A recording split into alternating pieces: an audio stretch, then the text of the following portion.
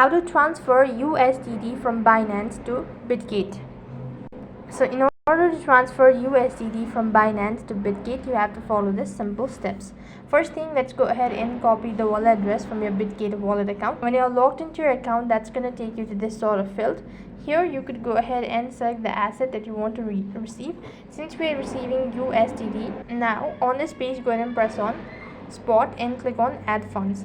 So here you need to go ahead and select deposit crypto and type in USDT.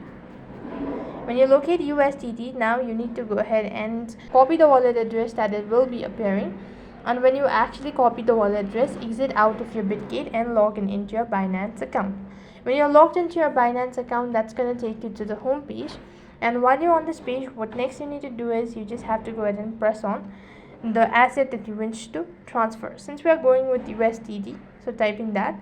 After that, you need to go ahead and click on send.